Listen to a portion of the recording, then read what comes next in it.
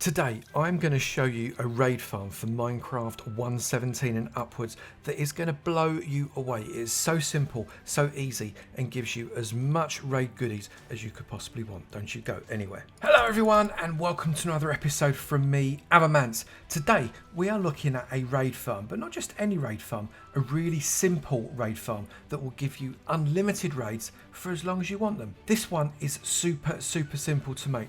All you need is just a few blocks. Many thanks to my mate Logical Geek Boy, whose channel link is in the description below, for showing me the principles behind this farm. It is really blooming clever. This farm works on some really simple principles which I'll outline in the video, but it's essentially get yourself a villager, get yourself a workstation, make a village, and then fill it up with raids. I'll show you how to do it now. I have found myself a big older ocean with nothing within 80 or so blocks except for these squid, and they don't count. This is exactly where we're going to be building our raid farm. To make this farm, you're going to need the following items: 15 stacks of glass, 7 dispensers, 1 hopper, 4 chests, 1 soul sand, about half a stack of temporary blocks. I use dirt, around about 16 boats, although you can actually get away with just one workstation. I'm using a loom, 16 redstone torches, 1 stone button, about 85 slabs, 2 torches, 7 stairs. I'm using copper stairs because it's Minecraft 1.17, about 40, maybe make it a stack of standard blocks, a stack of scaffolding which you do get back, 32 signs, really important that you use signs, around about 12 buckets of water, 8 redstone dust, 1 bucket of lava, and this represents the single villager that we need. Let's get on with it. Now, the fact that we're on a coral reef is actually a big advantage because I can just place my first temporary block right down there. However, if you're in a deep ocean and the floor is like 40 blocks below you, that's not a problem. You can just pop down a lily pad, go underneath the water and place the block underneath where the lily pad is. The lily pad is broken, you can take it back and you have got your block in exactly the same place you would have as if you'd had a coral reef around you. Now, I've created a little set of steps. You'll notice we've got a little layer of blocks just underneath the water, 1 block, so you can stand on them and don't go under. Then we've got some more blocks on the surface of the water and a set of steps that go up to a workstation. I'm using a loom because it is the cheapest workstation to make, just 2 planks of wood and 2 bits of string. If I bring up the F3 screen and take a look at what block I'm targeting here, you can see that the Y value is 66. That is really important. For all of these measurements to add up, I'm going to be giving you levels in Y values. If this block isn't at Y66, everything is going to get messed up. So make sure that that workstation is at Y66. And I've then created a little glass pod right there, including a little glass block over on top of that workstation as well. This is where we're going to sit our villager. So we've got to go and get one. We've got a villager in a boat and we are going to take this puppy right out to our raid farm all the way over here.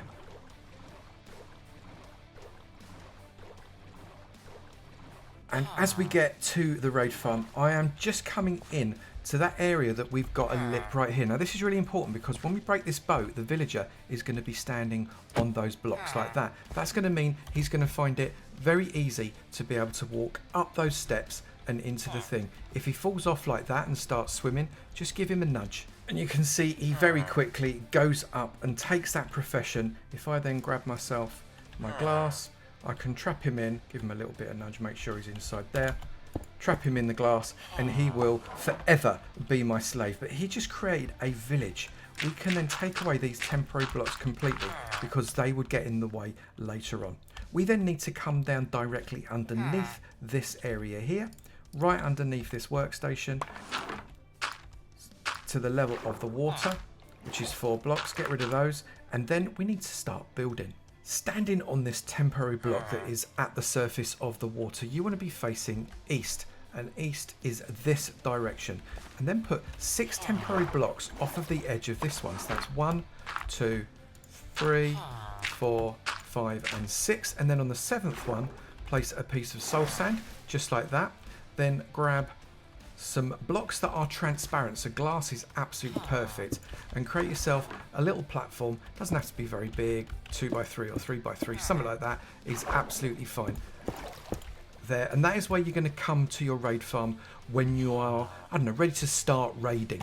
We're then going to create ourselves a surround on this soul sand, and we're going to make ourselves, getting rid of that temporary block, we're going to make ourselves a tower. We now need to create a way of getting up to Y160, and the best way to do that is a bubble column, unless you've got a Elytra, in which case don't worry about this bit. But if you've not got a Elytra, and there's every chance that you've not got a Elytra if you've not killed the dragon, we're going to create this bubble column. Place a glass block on the back of that, and then put 3 blocks either side, and then another 3 blocks there, 1 block there, 1 block there, jump on top, 1 block there, and place a sign there and there, and then come back up here, place another block right there, put a block on top of that sign, and then create this kind of diamond shape, and keep going until one of these dark blocks is at Y160. This is a tall tower.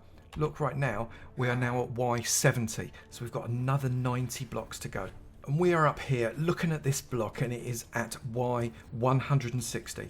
This is why it's so important for that workstation to be on Y66. If that's on a different Y value, then Y160 is wrong. Get these numbers right. And now we're at Y160, what we're going to do is we're going to place a bucket of water right in that top one, and that's going to flow all the way down to the bottom. And then we're going to go all the way down to the bottom.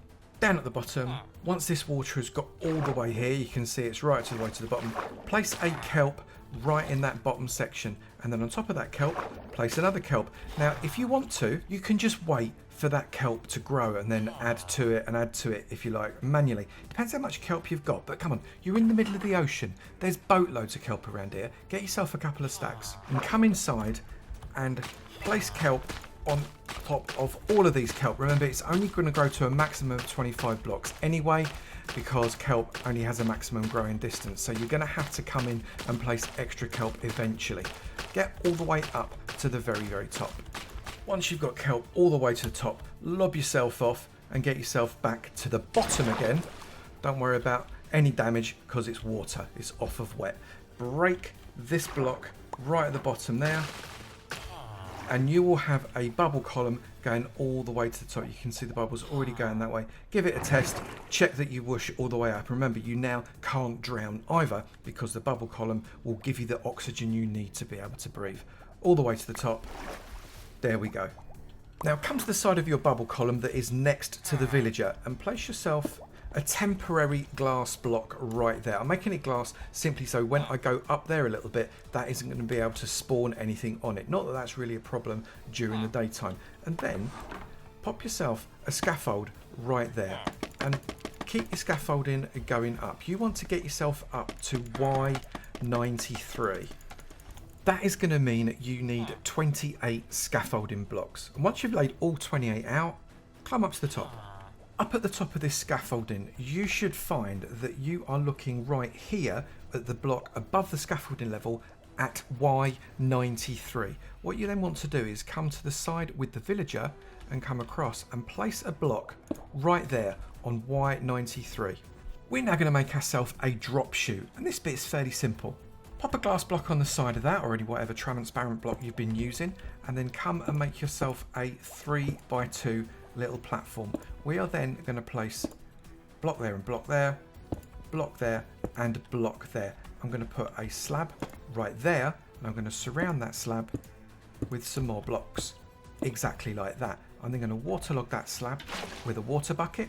I'm then going to grab 2 more blocks there and there, and I'm going to grab some signs. Those signs are going to go there, place it quickly so as the water doesn't escape, and there, place it quickly so the water doesn't escape. We're then going to create ourselves a drop chute that goes all the way up to the top at the same level. That is Y160. We are now back up to Y equals 160, and I'm going to create myself a little platform out of slabs, and I'm using these deep slate brick slabs simply because, you know, it's 117, you've got to use deep slate, right? It's about the only slab you could possibly be using. Now make sure you leave in holes for your drop chute and your bubble column here, and you want to make it so as it's 1 2 3 4 5, and this is going to be 7, so that's 3 4 5 6 and 7, and then fill that in. So I've got my 5x7 platform right here, but to make it easy for myself to do the next step, I've placed a glass block in line with the drop chute right at the edge here, and there's a good reason for that.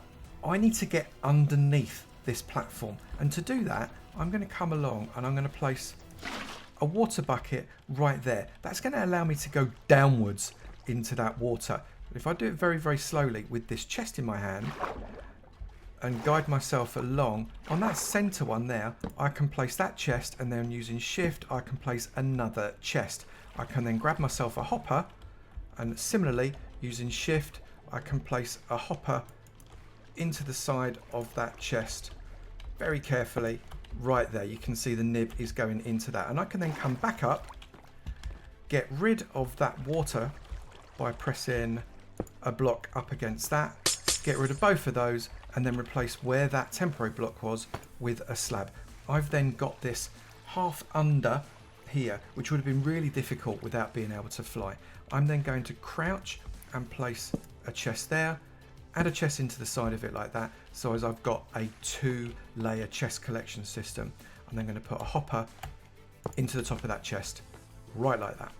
We are now going to make ourselves another drop chute. Shift click onto both sides of that chest there, and then shift click onto the top of that chest there, jump up there and there, jump up there, there and there, then jump another one up there, put a temporary block right there, and then another block to the side of that. Get rid of the temporary block and pop those both out. Drop yourself back down. You should find you've got a single block gap right here. Get yourself a bit of carpet. Carpet's good. I'm using grey carpet because it's, you know, it's pillagers, isn't it? And get yourself your carpet on top of that hopper, exactly like that. That lifts up the hitbox of the pillagers ever so slightly, and it also stops the XP from getting caught in the hopper, and it all runs to you when you hit them. Then pop yourself glass there, and glass to the side of that. Knock out that bit there. That gives you access to that chest and that chest really, really easily. And then you want to be building yourself a tower up to Y188. I shall see you up there. I am up at Y188. If I turn around and bring up my F3 debug screen, you can see here I'm looking at a block, targeted block there at Y188. I then want to be facing west, which is in this direction. If we look over here, I crouch so I don't fall off. We have got the villages on that side right there. And we want to come out, removing the F3 screen because it's in the way, a further 6 blocks. So 1, 2, 3, 4, 5, and 6. This is going to be the trough, this 7-long trough that is going to move our pillagers all the way into our drop zone. Place a block there and put a sign right up against it like that, and then we're going to build ourselves a trough that has a 2 deep side, so coming all the way around, 2 deep on all sides. Once you've got your 2 deep trench, come along to the end opposite the sign and place a bucket of water right there. That will flow all the way to the sign, but it won't flow over even though it's only 7 because the sign is going to stop it. Then grab yourself some stairs, and wherever you've got water, place stairs facing towards the water so you kind of see the nib of the stair on the side of the water like that. That's going to make it really difficult for any of the raid to flow back and stay within your farm. We then need to make ourselves a platform. I'm coming this side. I'm going to use more of these slabs simply because I can. I'm going to come in 1 from the edge of the steps, and I'm going to go 1, 2, 3, 4, and 5. And I'm going to go 1, 2, 3, 4, and 5, and I'm going to complete this 5x5 square. This little 5x5 platform is the entirety of the platform that you are going to have your raid spawning into all at the same time. They're going to be crammed in here and they're going to be falling down to you really, really quickly. Just have a quick check that you have got blocks at Y level 191. This platform has to be at level 191. Next, where you've got this overhang of steps, create yourself a row of glass all the way to the back there, and similarly all the way to the back there as well. And then we're going to create a wall that is too high on both sides. Coming along here, that's also too high. This should be just overlapped. This back wall then becomes too high also. So that is 1 high, and we're going to go another one. At this point, place a couple of torches up just to stop this being spawnable by any other mobs, and then extend even further by further 2 these slabs like this. So that is 1, And that is 2. And then make that longer as well. And also the wall. Exactly like that. We're then going to get some dispensers. I'm using dispensers because that means you've got complete control over the water that you're going to be using. However, you could use trapdoors for this if you like. Bedrock, it won't work with the trapdoors. I've got to be honest, with Bedrock being Bedrock, I'm not entirely sure it would work anyway. Do let me know in the comments below. Does this work on Bedrock? I've not tested it and I'd be really, really interested. Place a row of 7 dispensers all the way along there. We're going to be putting a bucket of water into each of those dispensers, and then on the back of those dispensers I want you to place a block that will conduct a redstone signal. So I'm just going to use this stone block because again it's grey off of Pillagers. Shift click that onto the back there like that. Don't worry about it being spawnable because we're going to put a row of redstone all the way along it like this, and that will stop that being a spawnable block and you'll never have that problem. We are then going to add another row of glass all the way along this back row. That keeps all of those nasty pillagers inside this spawning platform and they don't escape. We now need to create a way of separating out the Ravagers from all of those other raiders because the Ravagers are not what we want. And the way we're going to do that is by increasing the height of this wall. It is currently 1 too high. We want to make this 6 high. So 1, 2, 3, and then we're going to stick another one on top of it as well to make it 4 high above the current level.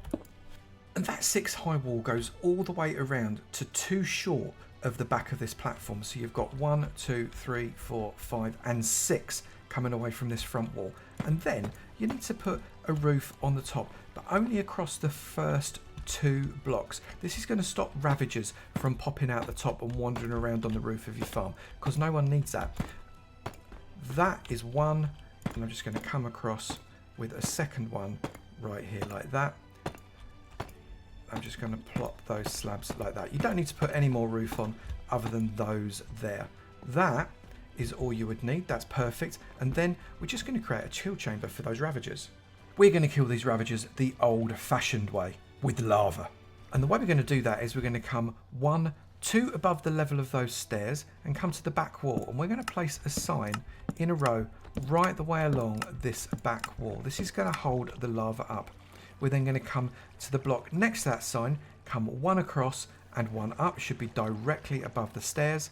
We're going to place a sign there, and then we're going to shift click another 6 signs. So a total of 7 signs all the way along that top. I think 1 more.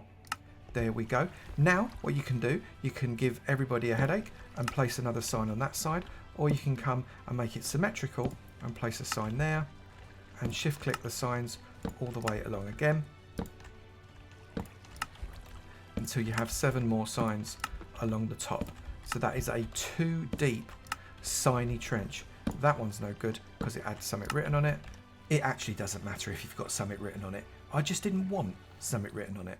Once you've got 2 rows of 7 signs and those 7 signs along the back as well, place a temporary block in the block above the signs on the back wall, and then grab yourself a lava blade and 1, 2, 3, 4th block above that, place the lava. That lava will flow across the top of those temporary blocks. I'm just using dirt. Make sure you don't use wool or something like that because that would be a bad day for the wool. And then you can take away the temporary blocks and the lava will flow downwards to give you a 2 deep lava blade. The fact that it's 2 deep is actually really important because you're going to want these Ravagers to float up into the lava, and if it's a 1 deep lava blade, they don't do it very well and it takes an awful lot longer. So 2 deep is a much better way to do it. All the other pillagers and the raiders can slip underneath the lava without any problems, unless the witches have got particularly tall hats. Which means the only thing that we've got to do now is put another row of signs right underneath here, which will stop any water coming out from here flowing over and messing up your farm. So it's 1, 2, 3, 4, 5, 6, 7 with the steps, and these signs stop the 8th one from flowing over. All of these have now got water in. We're ready to do the switch mechanism. Now this is a really simple redstone tower that you manually down at the bottom control, so you can flush your pillagers out literally to your heart's content and then remove the water ready for the next raid. From this platform here, this killing platform, you want to come out with a slab right in the middle there. Get yourself a temporary block there, another temporary block there, and then come around and pop a block right there. That could be glass, it could be something else. Then put a conductive block on top of that and a redstone torch on top of that. You're then going to get yourself some of this scaffold, and you're going to scaffold your way up to the top. Place 3 scaffold on there, climb up, and on top of that redstone torch place another block, and then a redstone torch. Crouch down, put some more scaffold up, on top of that redstone torch place a block, and on top of the block place a redstone torch, and carry on doing that until you get to the top in line with that block right at the end there. Our redstone tower is complete. This torch at the bottom is on, powering that block, which turns that torch off because it inverts the signal because that block has got power. That means this block is a standard block with no power, and that means that that torch there, that redstone torch, is on, powering that block, turning that torch off, and so on and so forth, all the way up that tower.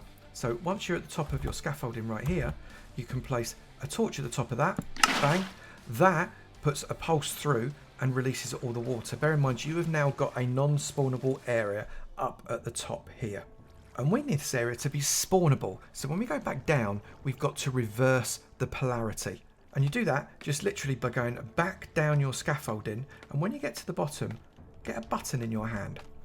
And once you get to the bottom and you got your button, you can jump the last little bit, place a button on there.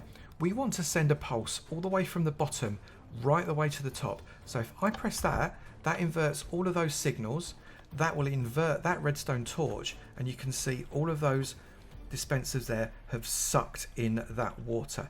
If we then go back to the bottom again, if I press the button again, that temporarily inverts that signal, sends a pulse all the way up this redstone torch tower, and the water is out.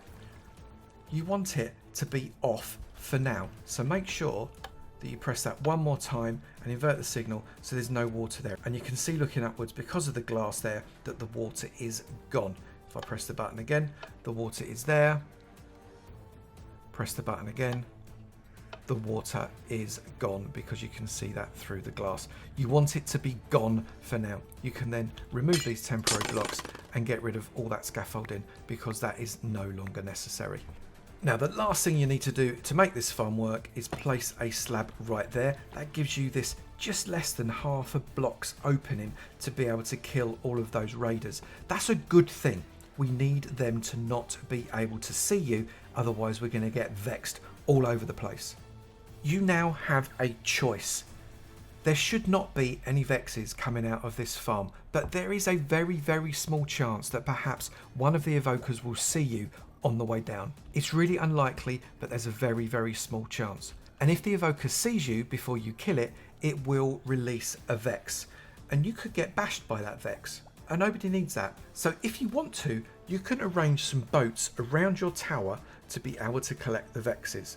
However, if you do not want to take that gamble with those vexes, then all you need to do is bring yourself all the way around here with another platform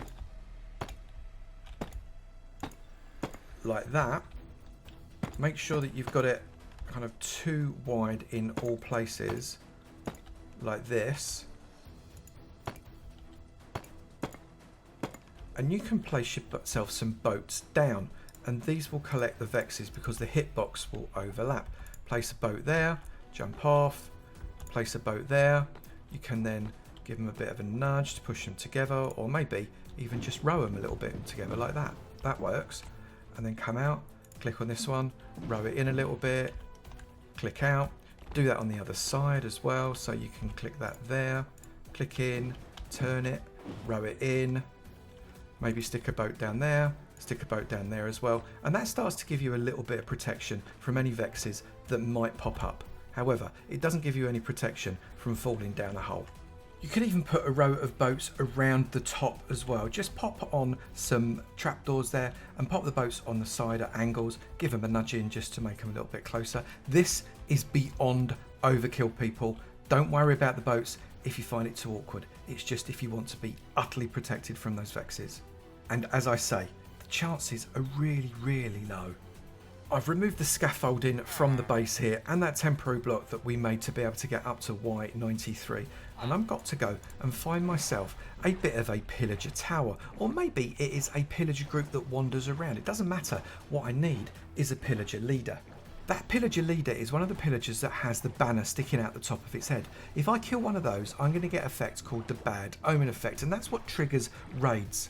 However, a word of caution: if you go buy anything that's got villagers and workstations in it, that includes villages, that includes trading centres, that includes food farms, that includes iron farms, you could trigger a raid outside of your farm, and then you're going to have to deal with all of those pillagers and all of the nasties that come with them, literally just with your sword. So make sure you don't cross paths with any villagey type things whatsoever. So I found a pillager tower, and there's a good clean run between this place and the farm, so I'm not going to hit any villages on the way. But I need to see whether or not we have got a villager leader in here. Now, not every pillager tower has one. What I've also done is made myself proper armour with some proper protection. Projectile protection is always good with pillagers because they shoot crossbows at you. Even my shield has got it. So hopefully this should do what I need it to do. We need to get to the tower, which is actually in a really weird place. Look, it's up on here. Let's just kill this guy. And we need to see whether or not we can find a villager leader. Okay, so I found a pillager leader, and I'm going to try and go and get him. He's beyond this army of pillagers right here. And hopefully, if I can kill these off, I've got a decent areas. I can get what I'm after. There we go. So you can see. Oh, I'm going to run away like the coward that I am. You can see I have got on the top right of my screen the mad cow disease. This is what I'm looking for. So I'm a hedgehog, but I'm a hedgehog with bad omen. Notice there's no time on it because it doesn't wear off. Literally, it lasts for ages. Now I need to get back to the farm and we can trigger this thing. We are back over by our farm and we've still got that bad omen effect. What I'm going to do is I'm going to get into my boat. I'm going to row it across. I'm in survival now, and we can see what the effect of bad omen really is to get this farm primed. Now, the best possible sword you could use for this farm is one with sweeping edge, sharpness, unbreaking mending, and looting 3. You're going to get the very best drops with that. However, you could do this with just your fists because they should all be a one-hit kill because of the drop that we've given them. We're coming closer to the farm now, so we should be able to see that raid bar coming into play any second. And as we get closer to that villager with his workstation, our village, you can see the raid has already started. Let's jump out of our boat, get ourselves up to the platform. Sometimes it's a good idea to face forwards on platforms so you don't fall down the hole that you've got right next to you. That raid bar nearly full up now, and as we see it finish, we should see those raiders start to populate that platform. You can see already we've got a ravager starting to burn up. Loads and loads of raiders there. Just give them a little minute to all spawn in, and then we hit our button to flush them down, and they will all come into our kill chamber. Every single last one of them. Bang, bang, bang, bang. And we've got some banner wielders there as well, which is very, very good. You can see it already says raid victory as soon as we kill all of these. Turn off the water, very important, and start killing these things before they hit us. That should be the last one. We have got, you can see, bad omen effect already. Nothing left up there. The water is flushed, and if we jump down here, we should get another raid start. And it does. And we come up, and we can just repeat that process again and again and again until we've basically had enough. So I have done 6 cycles of my raid farm, which took me no more than about 10 minutes, really no time whatsoever. That's given me 27 levels of experience, plus quite a lot of loot. If I look in my chest here, you can see we've got 1, 2, 3, 4, 5, 6 Totems of Undying. We've got nearly a stack and a half of emeralds, and also quite a lot of other loot as well. Gunpowder, glowstone dust, redstone dust, some potions, some crossbows, all kinds of good stuff. Now, if you jump off this platform into the sea and just row away, these things up at the top are likely to just despawn very quickly. So having a raid spawn on you as a result of jumping down past that village isn't going to make much difference, and then you can keep your Hero of the Village award. However, if you just want to get rid of them, you could of course just have a bucket of milk. It will get rid of both of them, but there you go. One bucket of milk later and you've got no effects left on you. So there you have a relatively simple raid farm that you can put together with one villager, one workstation and a load of glass, and not a lot else, to be honest. Very, very simple to put together, gives you pretty much unlimited raid possibilities, lots of XP, lots of drops, lots of Totems of Undying, which is probably just as well, because I die quite a lot. Thanks to Logical Geek Boy for teaching me the mechanisms behind the way these farms work. I really couldn't have done it without you. If you have enjoyed this video, please do remember to slap that like button. It'd be great to know you're enjoying them, and I will keep on making. Also, if you've not done it already, please do hit that subscribe button. It'd be great to see you in my sub club, and I look forward to seeing you in another video. You take it easy now. Bye.